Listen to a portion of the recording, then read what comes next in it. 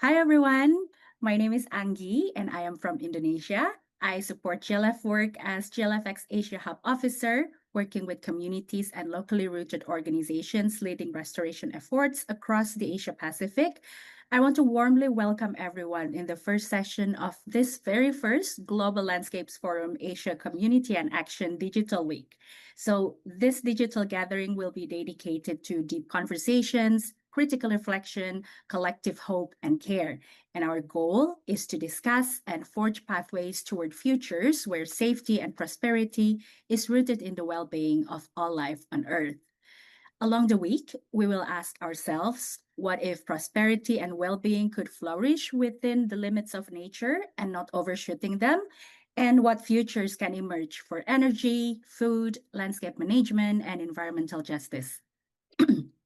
And to kick off this week, we are going to focus on the peoples towarding the landscapes of Asia towards conservation and restoration.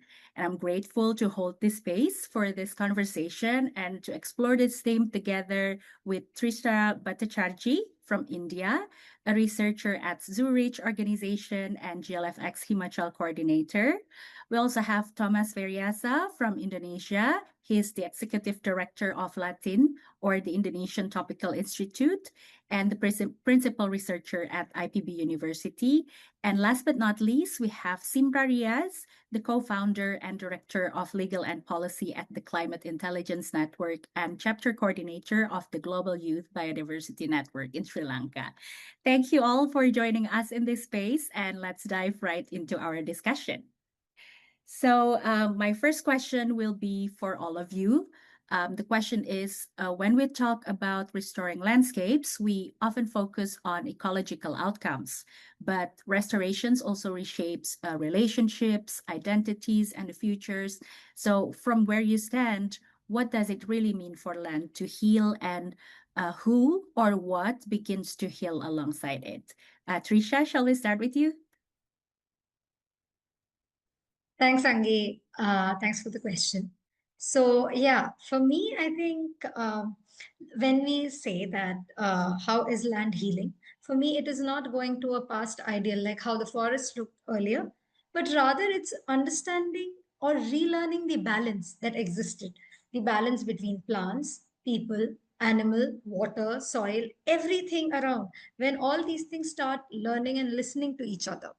So, when the land starts healing, I guess these relationships slowly start healing.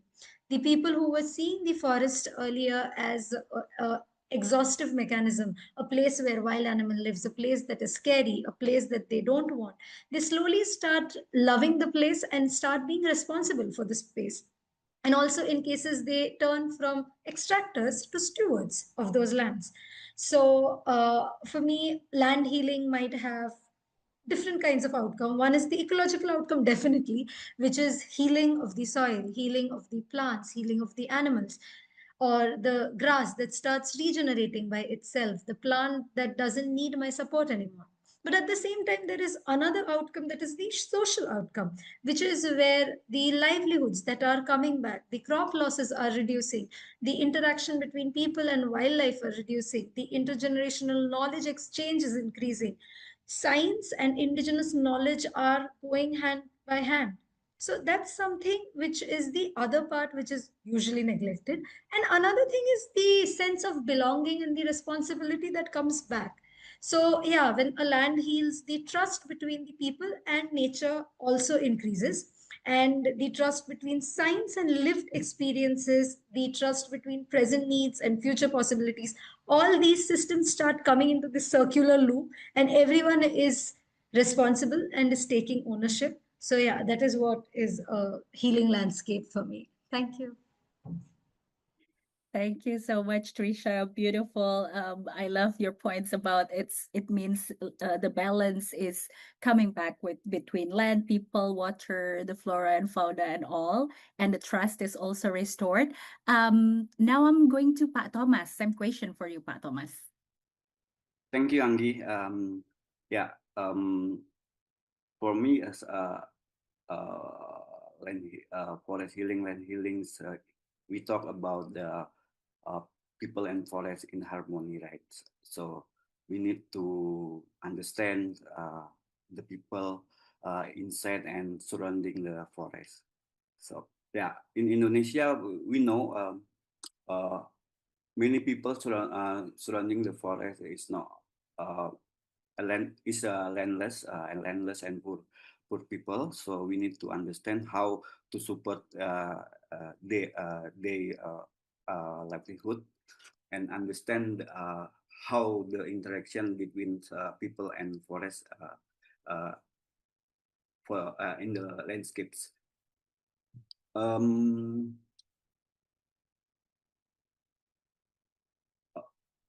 in the Latin, we set up a program about the how to engage the community in the forest management.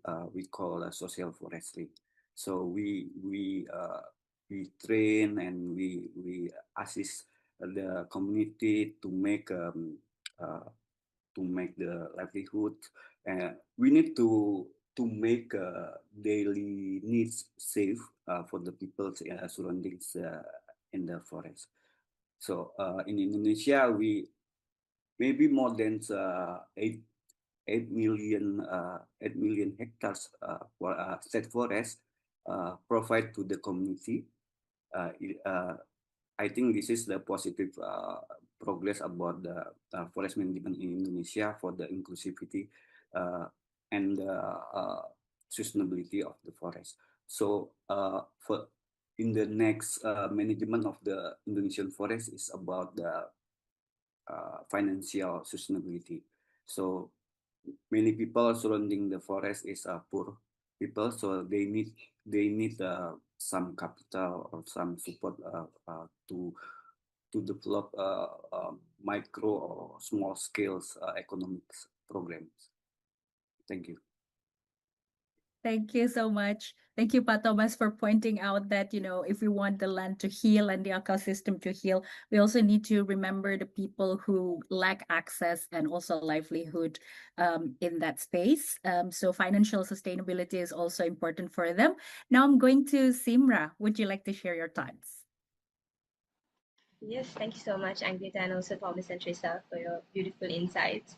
So for me, when you ask me what it means for land to heal, I think when you use the word heal, it implies that there has been some sort of degradation, right? So in the land itself, and I believe it also sort of applies to our relationship with nature itself. So human beings and their relationship to nature. And as a result, the land itself, which has been degraded and as a result needs to be healed.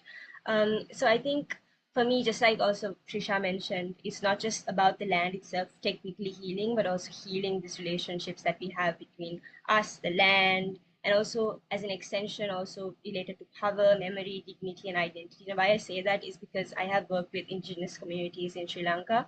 We have a very small, faltering population of Indigenous communities who are extremely marginalized, and this is not because they have been living in a wrong way, because they have been living very closely with nature, in harmony with nature even, but because they simply cannot keep up with our broken systems that we have created. uh, they sort of moved to the sidelines, and that is very sad. So I think when we heal this relationship with nature and heal nature itself, we also sort of give space for these communities that actually live very closely and that rely on this good relationship to thrive. So I think, just based on my work with rights-based activism and sort of keeps like speaking up for these communities, I think I see that as very important group of people that heal alongside the land. And in addition to that, I think we can also sort of extend it to, if the land heals in the way that we want it to for the betterment of society as a whole, it will also lead to making sure that these systems itself that we have formed that are very extractive also heal from inside. So I think that would be what is ideal, but obviously the situation does not seem to be going there in the foreseeable future. But that's why we're all here and we're all united to change that. So yeah. Thanks, Simra. for that. What struck me the most is when you say that when we want the land and the people to heal the system, the extractive system also needs to heal, and we need to acknowledge that it's broken in a way that's very powerful. Thank you. Thank you all for such profound opening to this discussion. Now, because we all have kind of like a broad take into this issue, I want to go a little bit deeper into an area in Asia. I would go to Trisha because you have been restoring the landscape and livelihood and also species in Himalaya for a few years now. Trisha, we all know Himalaya. I feel like if you say Himalaya, everyone would know the mountain, but also at the same time, we don't know much about it. It seems like more of like a myth. So can you please tell us what's the most important factors that shapes the restoration work there? Is it the terrain, the key species, the community, or any factors that you want to tell us? So yeah, I agree with you that Himalayas are so beautiful, and every time you think of it, it's those snow-laden mountains and all those nice fairy tale stories come to your mind. But yeah, actually, one of the biggest myth is that Himalaya is fully snow-covered because most of it stays without snow for majority of the part of the year. So, and also, it's not only one factor that can shape the restoration of any landscape, and it's same with the Himalayan landscape as well. Yeah, as you said, terrain or species are important, but they are not the only factors that help us in shaping the restoration journey. It is the relationships between the people, between the species, between the plants, between the livelihoods, the economy, ecology, the all these different aspects that come into play. When we talk about the terrain, yes, it definitely has a huge role because of the crumbly soil, the steep slopes, the increasing landslides, the increasing climate change adversities that we are seeing, like uh, January first week, Himalayas was on fire. And that shows that how climate change is affecting these snow-laden mountainous areas. And also, these are some of the physical barriers that Himalayas propose. Then, apart from that, there is a social aspect to this landscape because there are no landscapes where there are no people. And these are people who have been in these areas for hundreds of years, be it indigenous people, be it herders, gatherers, or be it people who have come and settled in search of refuge. And they are also the people who decide what they want to do, because as an outsider, I'm not a native, I'm not an indigenous person from the landscape. But for me, when I go to a landscape with the idea of healing, when we think we want to restore, there has to be a long vision, right? And the vision is to restore the landscape for people, for animals, and for the future. So definitely the people play a very important role in deciding how they want to restore, what are the next things they want to do, what are the plants they want to grow. And this is where the science, the indigenous knowledge, the learned knowledge, and the science come together. And another thing at Himalayan Restoration Project, what we keep in mind is the need of these species, the wildlife. So since there is the wildlife can't talk, we have taken the responsibility to advocate for them. So we also conduct research. So we have conducted research for over 10 years, understanding what are the plants, what are the trees that the langurs, the bears, the macaques are feeding on. So all these information kept together, understanding what kind of plant will be a good fodder for cattle, what kind of plant will be can be used as a barrier, what kind can be used as a fuel wood. So when all these information come together, when we understand the social realities, when we understand that with the climate changing, which plant can withstand in that landscape? Is the climate any more suitable? What are the problem the invasive plants are putting on the native plants and on the animals? So all these together, basically, all these information when kept together in a bowl and kept on discussing with the people in the land, with the stakeholders, I think that is what helps us understand how we restore the Himalayas. And presently, we are working with 28 villages, and it's different for each village because all of them have different needs, and all of the terrains are different. The species found in those areas are different. So yeah, I think even within the small landscape we work, we have separate project sites.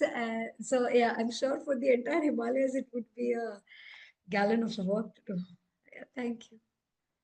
Thank you so much, Trisha, for demystifying the Himalaya for us. And congratulations for such important work that you do there. I'm glad that science and local indigenous knowledge there, play a role that is similarly important to build the restoration there. And I love that how you say, between the different villages, the approach and the problems also varies. So it gives a lot more grace to context to different communities. Now I want to move on to Simra and sort of go broad again about Asia. Simra, since you work in policy and law, many countries across Asia have ambitious biodiversity and climate commitments, right? But communities often experience little change on the ground. So, where do you see the biggest gaps between policy promises and lived realities, and why do they persist? Over to you. Yeah, I think this is a big question with sort of a layered.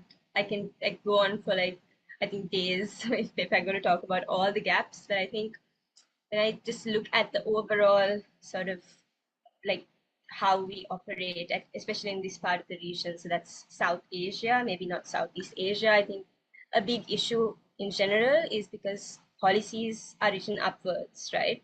But if you take climate impacts, biodiversity impacts, they are felt downwards. And I think a very good example of that is the cyclone that hit Sri Lanka very recently. So I'm even at the moment engaging in relief efforts for Cyclone Ditwa.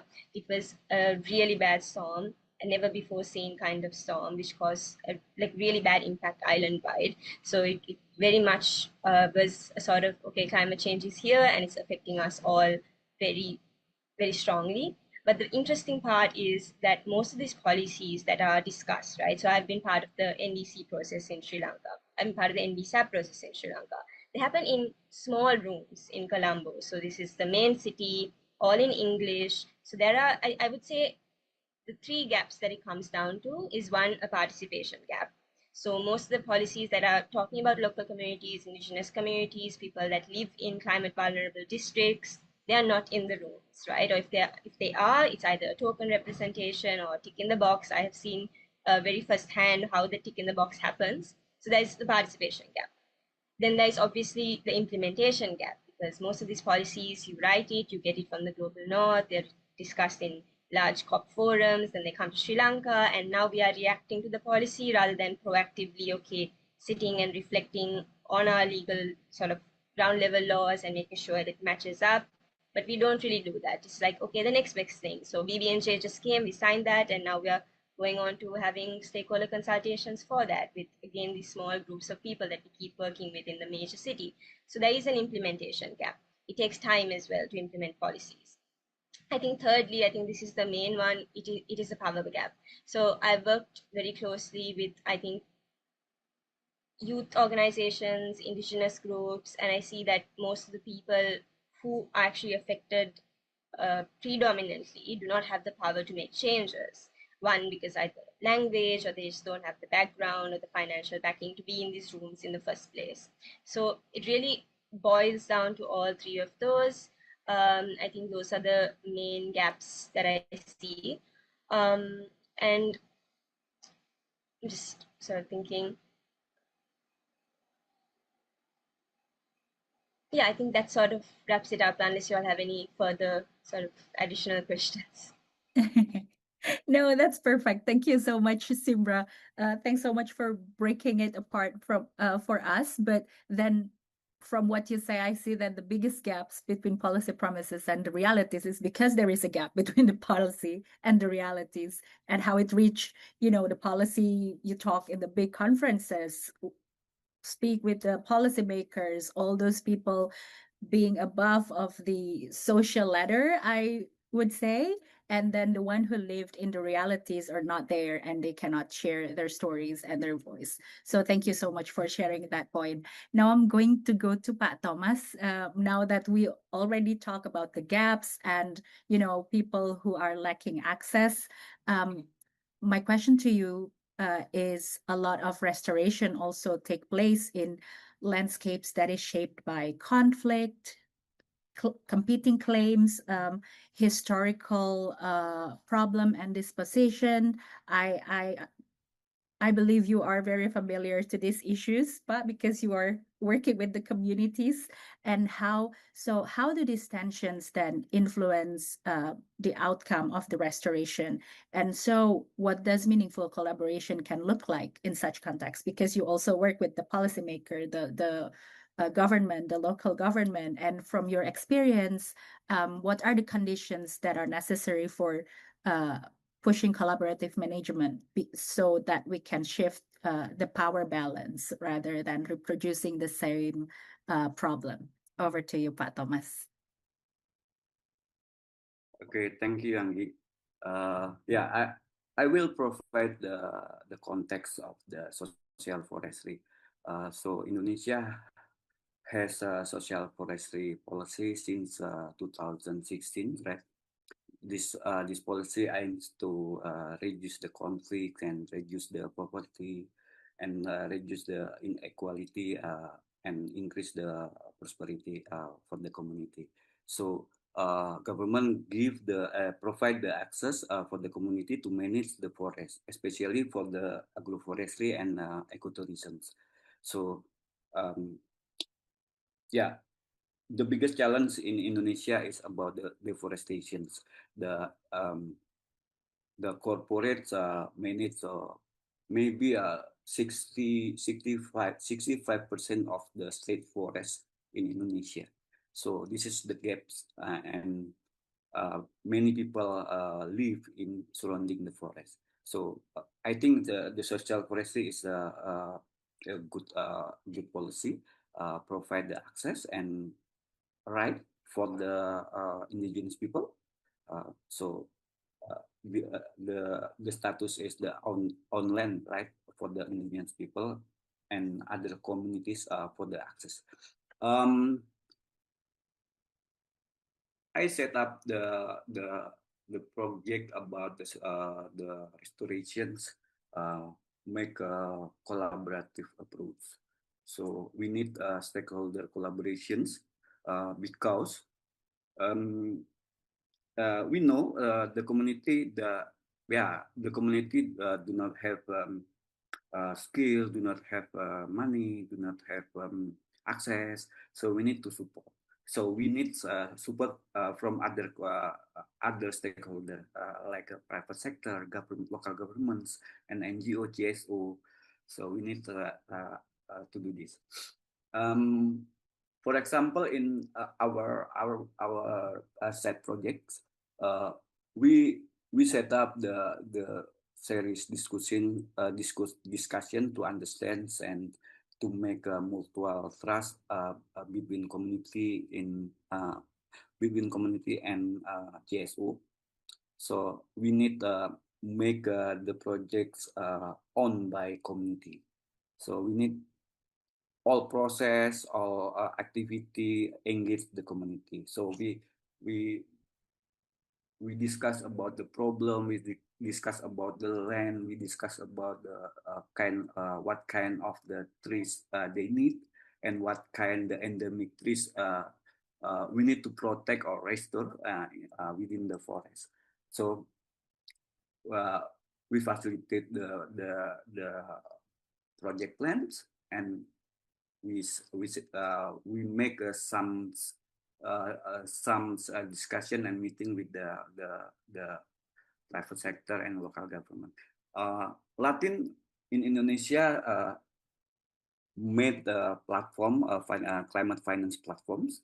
The platforms connect the private sector to support the community directly. So this is important for us because the to make collaboration, to make what is to make the understand about between private sector and community.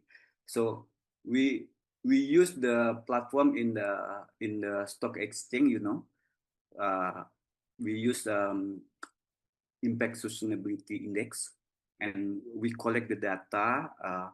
The community support the data through the impact they achieve, and then the private sector provide some fund to make a projects.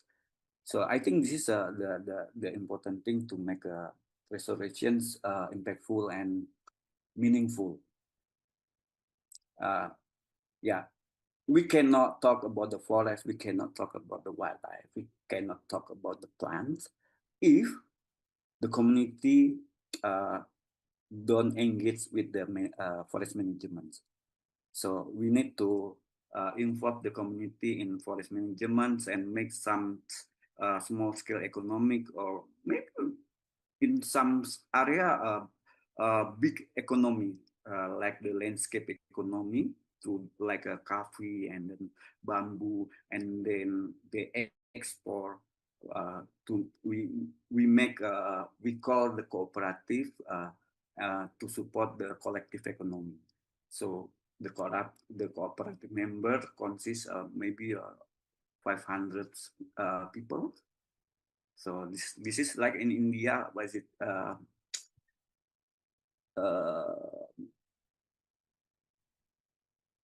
credit union, credit unions in maybe in the India, yeah, right? India or Nepal, I don't know. Credit union is the sample, and then the good sample about how we want to make the collective economy through the poor people. So I refer the some insight from the credit union to make the cooperative in the social forestry area. So the key the key insight from our project is we need to make understand, and we need to make a mutual trust with the community. This is the foundation about the restoration. If we achieve the mutual trust, we can do all of our projects. This is the foundation. Thank you. Thank you so much, Thomas, for highlighting that nurturing mutual trust is really an important foundation in restoration work. And thank you so much for reminding us again that we cannot forget that there are communities who lack skill and money and access, and then we need to work together with them, and not just like put them as beneficiaries, but really shape the program with them for a lasting impact. Thank you so much, Pak Thomas. Now that we talk about the community and the people, it really ties nicely with my next question, actually, for Trisha. But we are going to travel again to the South Asia. Trisha, you work in the mountain regions, and it's often romanticized as pristine, but we know that the communities there face a lot of problem: extraction, marginalization, and also they bear the biggest burden of climate impacts. So my question is, how do questions of injustice then, including around livelihoods, access, recognition, and climate impacts, show up in restoration work, and how do you navigate them on the ground? Over to you, Trisha. Hi, thanks, Angi, for this question. So yeah, Himalayas are so beautiful that they often hide the injustice and the wrongs that happen behind them or within them. And often when we think of Himalayas, we either think of the communities in those very indigenous attires, or we think of the extractive, rich people who have been going into these areas, constructing, developing. So there are only these two sides, there's no in between. And the people who are suffering are the communities, the people who have the least impact on the landscape, have the most burden of climate change and all the other problems. So, yeah, uh, when we talk of restoration, these issues also start coming up. For example, livelihoods. Livelihoods is just a single drawback or a single factor. But then there are so many other intertwined problems. For example, what about the monoculture forests created by the forest departments that are the reason for increasing fire? What about the reducing tree diversity? What about the reducing access to the people to forest products? And these are areas that go sub-zero during winters. So it's very obvious that they do need wood or fuel wood or something as to keep themselves warm. What about the grasses that are being destroyed continuously for developing roads, universities, and hundreds of other things? All these things are happening, but there are no alternatives being given to the people, to the species, and to the landscape. And then the cherry on the cake is climate change with these completely haywire snowfall pattern, rain patterns. The crops are failing every year. There are landslides. The young generation is not at all ready to stay there anymore because there are no jobs. And the old people, the hospitals are so far that if you fall sick, first of all, you are trekking down the hills, and then by the time you reach, there are no proper healthcare services. And so there is construction happening, roads are happening. But what's happening for the communities there? Nothing. And so when we started talking about restoration at the first place, is that we started not with the idea of, okay, we are going there to restore Himalayas, so let's start planting. For us, restoration was more about listening, listening to the people. And we did that. We did that for 12 years. We spoke to them. We just asked them, what are your problems? What do you want? What's affecting you more? What's not? We wanted to listen to the animals there. We did continuous surveys trying to understand why are the animals coming into these crop farms? What's happening to the forest? Why is the forest not able to sustain the animals within them? We started understanding the changing climate. Like we started understanding what people perceive of climate.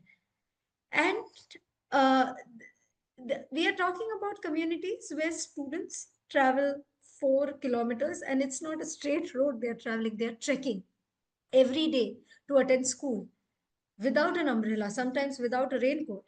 And all these people are often subjected to the fact that why do you need to be there? Why don't you leave? Why don't you just um, why don't you translocate yourselves? We often forget that when we ask this to the communities, it's called climate refuge. And that is happening. There are places in the Himalayas, not in the landscape I work, but there are places where the Gangotri, it's the river Ganga. It is one of the most fertile terrain in our country. So the place where the Ganga originates, there around 10,000 plus people across a lot of villages have left and have become climate refugees due to drought, which is so weird because the Ganges is feeding or is helping with the thirst of thousands of people across the country.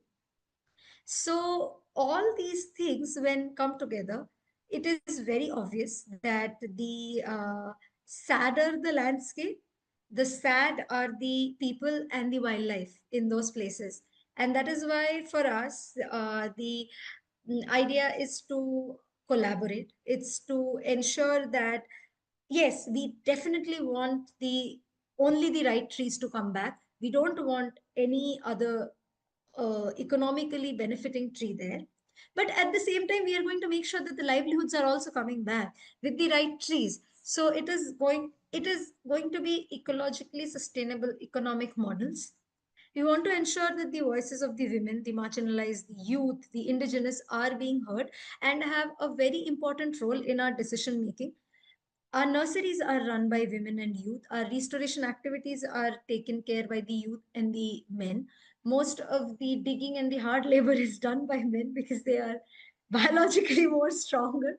But every other aspect where we can have women, we have them. And one of the things we have noticed in the past few years is that when we take a woman for work, it is not a competition. Rather, they come back and they're like, okay, I think you are looking for more people. I have another lady in the side house and she has no job to do. So maybe you can take her.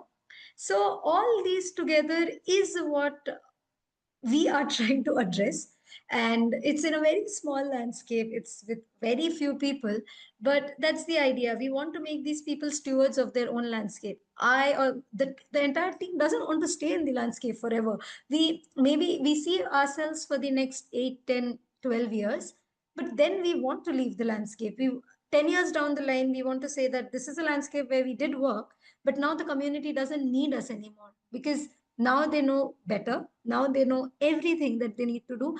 They are, and it's not only that they know how to plant a tree or how to restore a landscape. They know how to advocate. They know how to talk. They know how to go to global forums and put in their case. So it's basically creating all rounders. And that is why we also approach our target schools and try to get these interested kids or the college students and make them talk and make them so we also make them write for grants, the smaller ones within the country, where they can talk in Hindi. They don't need to talk in English all the time, but where they can talk in their own language. And basically they are responsible. So it's a slow process, but that's the idea, that we make people responsible. We shift the power from making it a centralized power to a decentralized power, where people, animals, plants, everyone share equal onus and equal dignity. So yeah, that's it. Thank you, Trisha. And thank you for sharing it with such fire in your heart. I love that. The most important thing that you learn from that experience was just the success is when the people is able to advocate for themselves and more than planting the trees. I have another favorite quotes from you, but I'm gonna save it for later for our closing. Now I'm going to go back to Pak Thomas again, now that we're still talking about the people, but Thomas, because restoration is sometimes framed as environmental goal, right?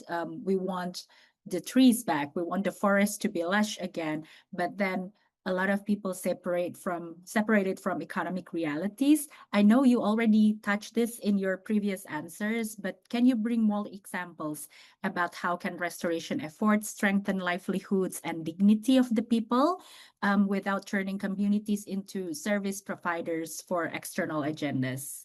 Over to you, Pak Thomas. Thank you, Ani. Yeah, in practice, yeah, we need to engage the community, right? And yeah, we need to achieve about the ecological impacts. Uh, Agroforestry is maybe I think agroforestry is a good sample to what is it, to accommodate the objective for the community engagement. Uh, with the community, we conduct the survey about the lands, and we map the lands, degraded land, and we make zonations. So the zonations are protections, and then utilizations, and then uh, the the traditional zones. So in the restoration, we from the 100% of the trees, so we use the maybe 30% to the endemic or protection trees, like the bamboo, like the big trees, endemic trees, right? Uh, the others is the multi-purpose tree species, and then we cannot plant many species, right, about the MPTS, multi-purpose tree species. For the example, in Central Java, we plant the three species about the coffee, avocado, and then lime. So we need the economic skill, right, to meet the market. So if we plant the small scale trees, maybe hundreds or 200, it is it is difficult to connect the markets, the potential markets. So in Central Java, we plant about 15,000 trees, about avocado, coffee, and then limes. And then we make MOU with the off-taker, and then they can buy in the harvest sessions for the avocado and the coffee. This is the important thing for the agroforestry to set up the market, right? So to facilitate the community to meet the markets and to make collaborations and agreements for their product.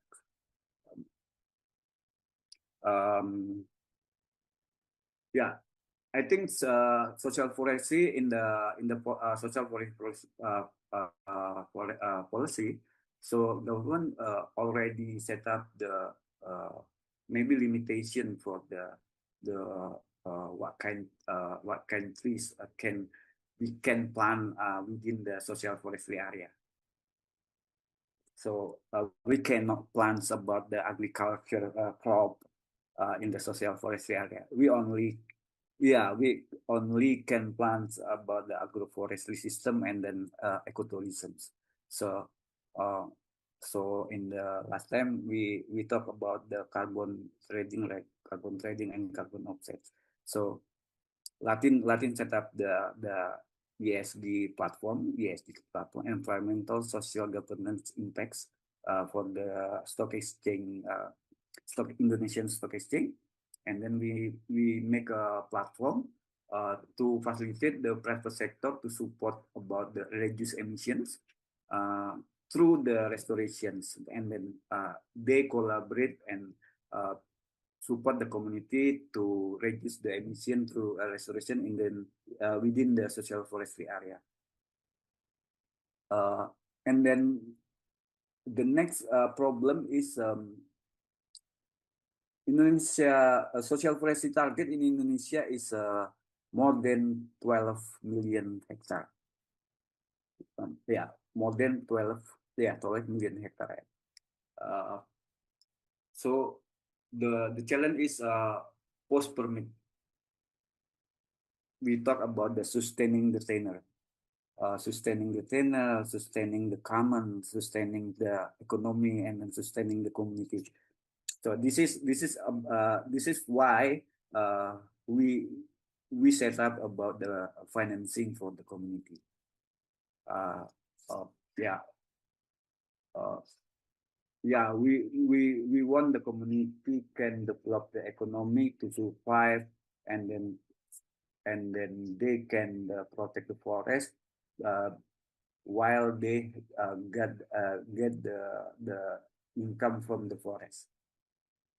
In Indonesia, yeah, today now I leading the team of expert about the national strategy for the impactful financing to support the NDSAF, Indonesia NDSAF. So we want to make about the strategy about the de-risking because we know the community is not bankable, not feasible. We need to support them. And then we make about the fiscal financing to support the local government from the central government to support the local government. So I think the financing strategy is the important beside the social forestry policy. So the social forestry is, I think this is a good policy to reduce the conflict, but the challenge is the next post the sustaining the tenant. Thank you, Yeah. Angie. Thank you, Pato West. Thank you for bringing us to this next level of discussion, because yes, giving them tenure for social forestry and then working with community is one thing. It's important, but also making sure that it lasts. what happens after they get the permit, how they sustain the activities there, how they then connect with market and with funders, be bankable is also important. Thank you so much, Pat Thomas, for that. Now I'm going to move on to Simra. We're now going to talk more about policy, Simra, because you have worked extensively on translating complex climate and biodiversity policies for youth, also with a strong focus on rights-based work. So my question to you is why accessibility itself is a justice issue, and how does it change who can participate in shaping the restoration future? If, for example, ecosystem conservation and restorations were truly grounded in rights of communities, youth, women, and ecosystem, what would need to shift in how policies and laws are written, financed, and enforced across the region? It's your time, Simra. Over to you. Yeah. Thank you so much. I think it's a good segue as well because I think I can also pull some stuff from what Trisha and Thomas said, which is also relevant to the question. But I'll answer your first question first, which is why is accessibility itself a justice issue? I think it just boils down to the fact that if you can't understand a policy, right, you can't really challenge it, you can't really shape it, and most importantly, you can't claim your rights under it. And I think we see that, for example, because I come from a global south country that's very biodiversity rich, but also very climate vulnerable, I think it's a very interesting sort of place to be because we don't also have a lot of say in global politics, but we are a very interesting playground because we see very direct effects from climate change, and then we also see corporations trying to put their hands on our biodiversity, sort of offset their carbon through our ecosystems, and we're in a very interesting place because we can't really understand, at least most of communities here can't really understand all of what is going on above us. And I think that sort of also feeds into the fact that this accessibility issue and the broad issue itself. And I think just speaking from my sort of work on the NBSAPs and the NBCs and translating those very heavy documents, because it was a task, because I'm also quite early career and I've worked with the teams which are also very early career, but I think that really helped because we realized that we can't really speak to a group of people in a language that they don't understand. And when I say language, it's not also like the technical language itself, but also how they process information. So I think that was really interesting for me when you work with the NBSAPs and translating all these heavy documents into bite-sized, sort of smaller documents, which not only youth use, but also, for example, the given NBSAP handbook. It's this very beautifully put document together, which we created with a group of artists and also policy people in the policy team, which even organizations and NGOs use at the moment because it's much more smaller than the large NBSAP document itself. And same with the NDCs, we created this learning hub in collaboration with UNICEF targeted to young people. And most of the feedback that we got was none of them knew what NDCs were even, which is quite sad because these are the policies that ultimately affect your future. Because when you talk about climate and biodiversity, it's not something that's abstract and like, for example, like corporate jargon, right? All of these policies actually impact us and our future and generations to come. So we can't really say, okay, we don't have to understand it or we can't understand it because it is relevant and it's very important because you can't claim your rights for something if you don't know what it is. I think even after the cyclone hit, when you look at the loss and damage fund, which is constantly rolling out, it's quite sad because the communities that were hit most can't really tap into it or fight for that fund properly as they should because it is still the mechanism. So the way it is made is that this fund comes and then you have these policy meetings at a high level and then it distributes to the communities, and none of them were even a part of this sort of process. It happens separate to them. So I think that is also an issue. And I think to answer your next part of the question, which was how can this process change? I think I can't really bucket it because there's a lot more to it, but maybe first how they are written itself. So they have to be co-created, and I think this is something that I and most people in the policy space advocate for. This sort of north to south sort of direct way that policies go. They originate from the global north, they come to the global south, and then we just adapt it. So it's not very co-created with communities on the ground that don't really go into these big meetings, and they have to be multilingual. I think in countries like Sri Lanka and obviously India, you have so many communities and with so many languages, and ultimately language is a big accessibility issue because a lot of the resources that they end up getting, they have so much funding for so much things, but they can't really use the funding for translation, which I think is very sad when you think about it, because who does translation impact mostly, like benefit mostly communities, because they directly sort of benefit from those policy documents being translated. So it has to be multilingual, and that's something that we also work for as youth. We make sure that everything that we create is multilingual and we don't replicate those issues that come from the high level, and obviously grounded in lived reality and not just legal precision, because again, like I said, the north to south thing, you try to be legally precise and match it to the convention itself, the act that you made. I'm not sure why my hand is raised.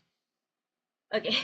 It's And then okay, it you end up happens. not and then you end up not making sure that they align with lived realities, but rather, okay, we have to be legally precise here, so we will update the policy to reflect that. So I think that is one part of the issue, and I think that's very broad. And I think obviously funding. So I think Thomas also mentioned funding needs to flow directly to the communities, and obviously that brings up the broad issues of how the community is going to operate it, and so on and so forth. But I think a start is always good. And I think when I look at Sri Lanka and see how there's so much now talk about carbon credits and blue carbon mechanisms and so much carbon related things, none of these communities, none of these fisher folk know what this means. So they'll get the funding, but they don't really know that they're part of this agenda, right? This project that's coming, who is funding it, we don't know. Where the funding is coming from, we don't know. What the deliverables are, we don't know. It could be a large fossil fuel corporation, because as we know, there's so many oil giants doing all these carbon projects in our countries. So at the end of the day, for them it's like, oh, funding, we got it, but we are also still a part of this whole system, and we can't really challenge it or fight it because we don't know what we are part of.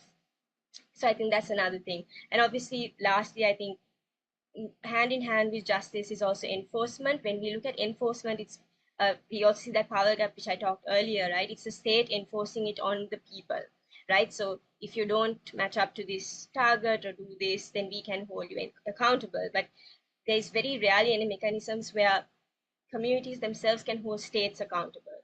So I think that needs to change. So that needs to be more normalized. If you don't hit your biodiversity target as a state, then communities must and should be able to hold you accountable. I think that accountability mechanism is not just state to people, people to state, but also state to state, state to corporation. So those things really need to change, I think, overall, if we want to bridge this justice issue, this accessibility issue.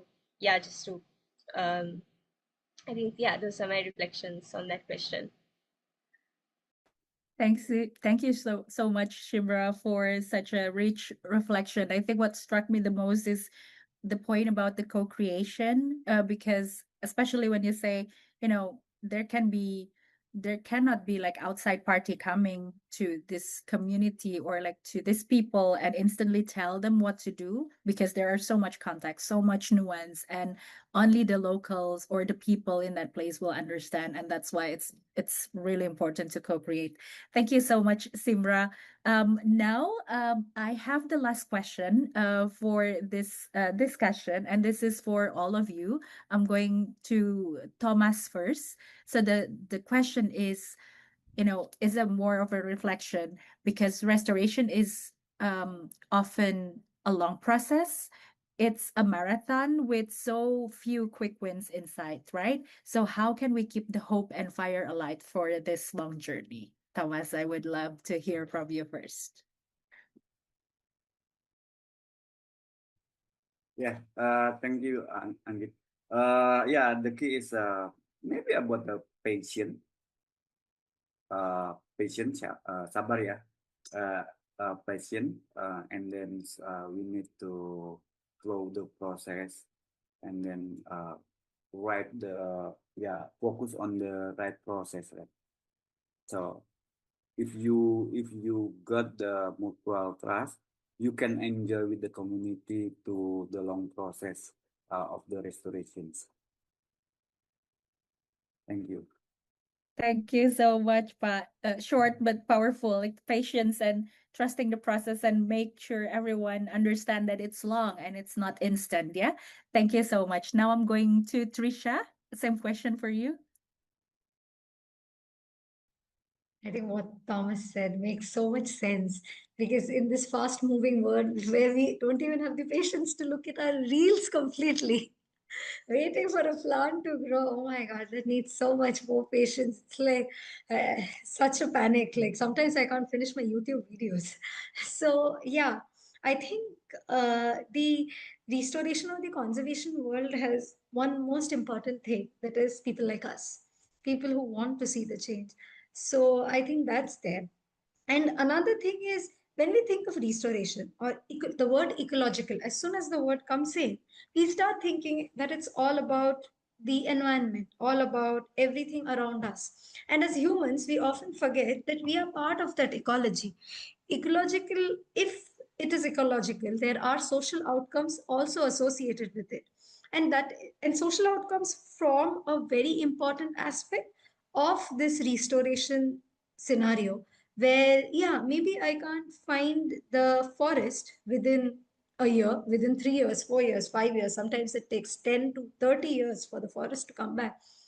But small wins like a patch of land which is free of the invasive trees, a patch of land where the grass is coming back by itself, the for me something like since I'm more of since I work a lot more with communities, something like the students coming back, the students who when we started thought that trees like mango and apple are native to the landscape, which it is not, now can name the native trees. And where we started with 25 kids doing restoration with us, now we have 50 school students who want to plant trees and take care of those trees. We have women who no longer look at these trees as a responsibility. Rather, they want to create these forest corridors. We have these. We have members who don't see the walnut trees as the walnuts they can sell, but it's something that okay, fine, we can grow our crops, but the walnut is for the wildlife once it grows. So the since starting I'm saying the same thing, but it's the healing relationships among people, the landscape, the animals, the trees. And there are those small wins that together collectively form the bigger hope. And thus, at a space when we share responsibilities, when there are youth from the landscape who want to be, who want to work with us, who want to go out with us, who want to trek the rough terrains with us just to see the camera trap, whether the black bear was found there, or who wants to just stand at the same location for 5 hours looking at the langur and trying to see how it feeds. So these are the things when nature stops being boring and starts being interesting, and when indigenous and the local knowledge starts coming back, because we have to admit that the indigenous knowledge is being lost generation after generation in a lot of the places across the world. So it's also restoration of that, restoration of human relationships, of history, of our past. And all these small wins, they are not at all small wins, they are huge wins, I believe. But all these things together, which are apart, that which stand aside from that forest that you see and oh my god, 30 years ago I did that, but throughout these 30 years I built a landscape, I built the people living in there, I reduced the people, or I reduced the negative interaction. The people are now safer to grow crops, the people are not going away, they don't want their kids to walk away. So I think those are the wins that keep us, my team, going every day. So yeah. Thanks so much, Trisha, for sharing. And that's not small win at all. I would say it's a big win because, yeah, thank you also for shedding light that restoration. Sometimes a lot of people see restoration as forests becoming lush, but then shedding light to the unseen part of restoration, which is actually the really hard work of it. When you work with people and gaining trust and make them feel comfortable and make them feel powerful, that they can make change and bring the forest and the trees and the species back. That's the the fertile ground of, forest to regrow and for the species to live. So thank you for that, for sharing that point. I'm going to Simra now. What's your take on that, Simra? Okay, thank you. I also will keep it short because I don't want to go on a long speech.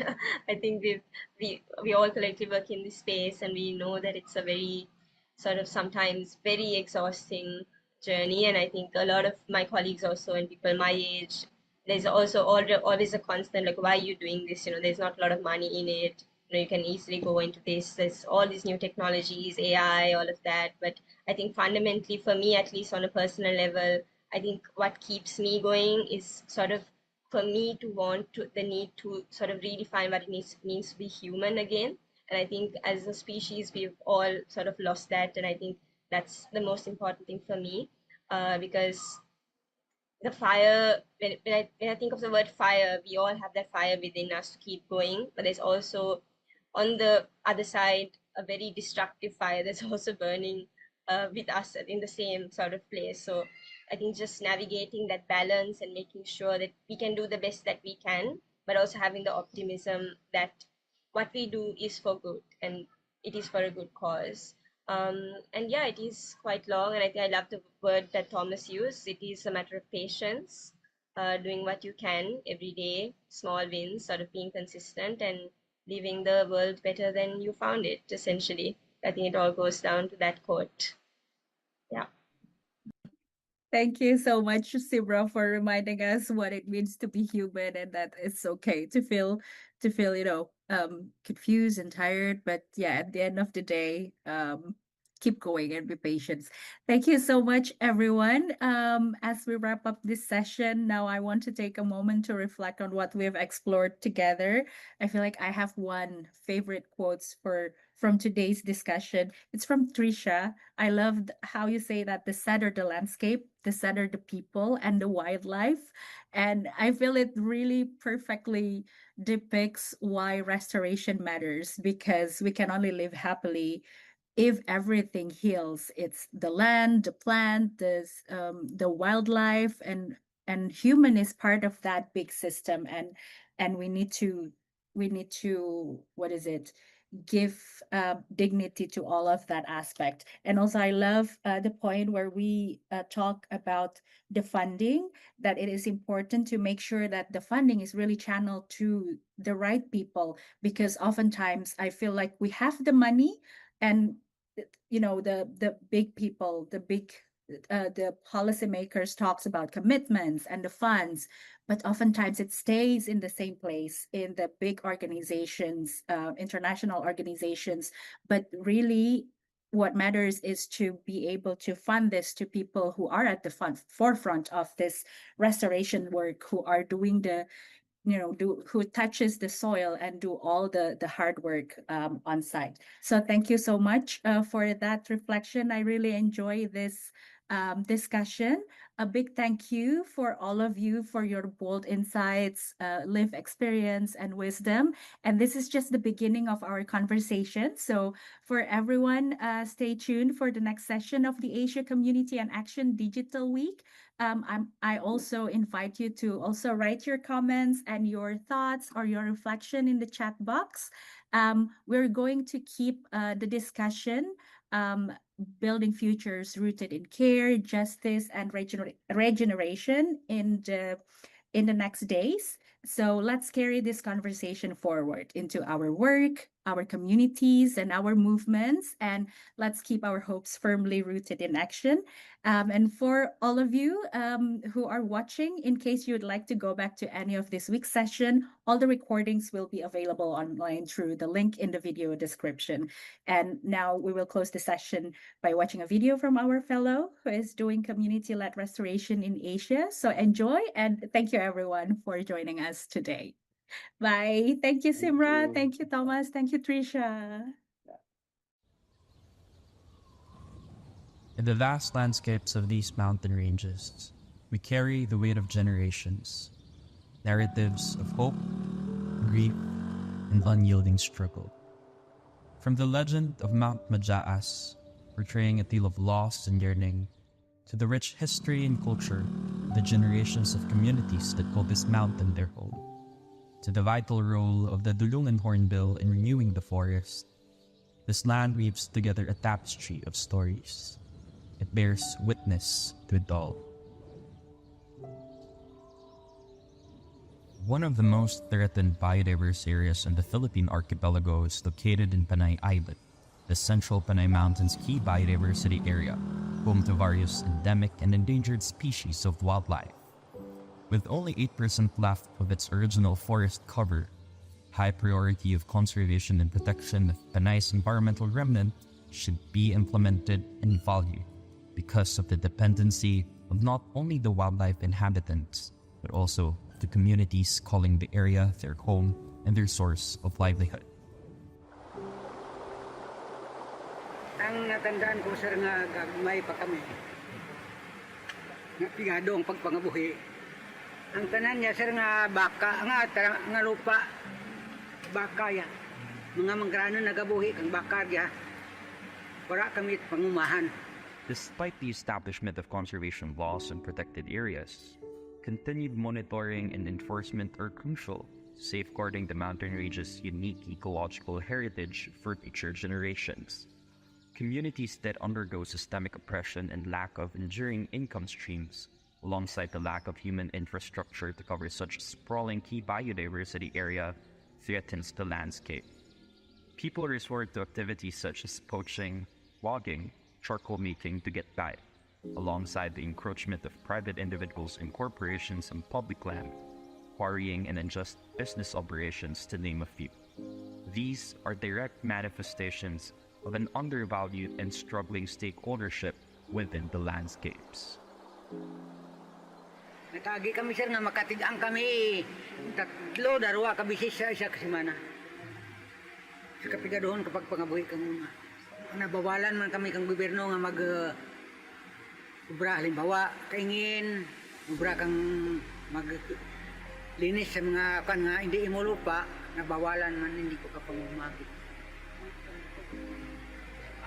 Ang kalaban-labanan nga nahimo kang tao kang una illegal para lang gid mabuhi.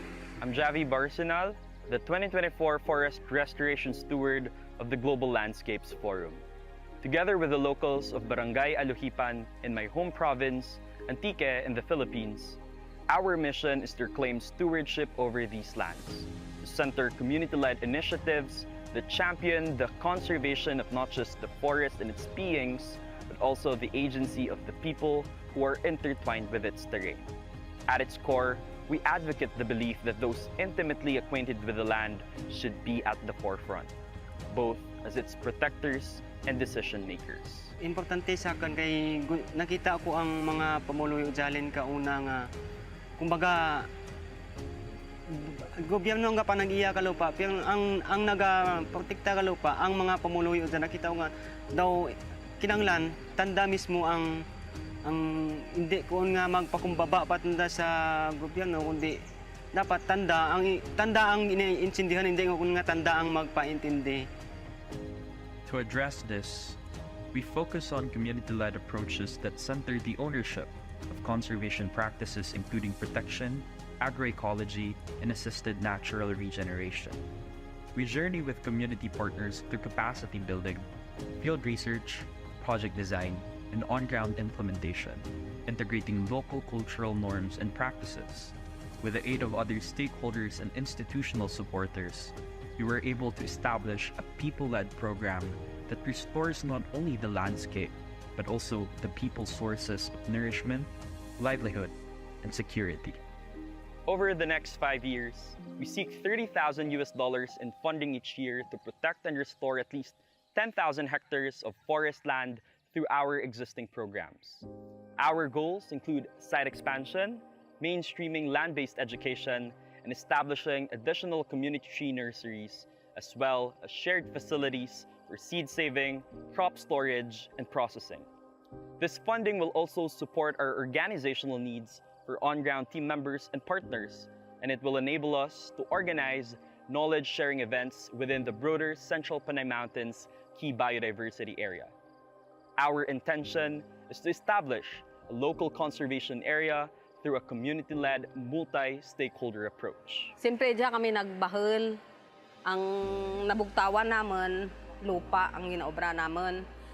Kung wala kami ti lupa, hindi kami mabuhi. Siyempre, wala kami ti produktuhan. Kung mamugon lang kami nga rigto, may amo ikaw. Kung sa ano lang ang masuhol ka na, mabayad ka naman, amo lang to ang ma-income naman, iba kita na nga may amon kita nga ginaobra, daw maka gid kami kang amon maprodukto. Bahal gid nga bulig ka naman ang lupa. Reimagining our relationship with shifting ecologies, challenging entrenched power dynamics and conservation paradigms. Instead of viewing communities and locals as helpers or secondary stakeholders, the goal is to empower them as primary agents of change. By filling the socio-economic gap and shifting away from climate doomsday narratives, we embrace the hope rooted in community, in collaboration and solidarity, finding our way amidst the current state of ecological injustice. Our approach to humanize conservation, integrating cultural perspectives alongside scientific research and pedagogy. We seek to enhance ecological resilience and foster a sense of shared responsibility for the ecosystem and the forest. And this story starts here at home.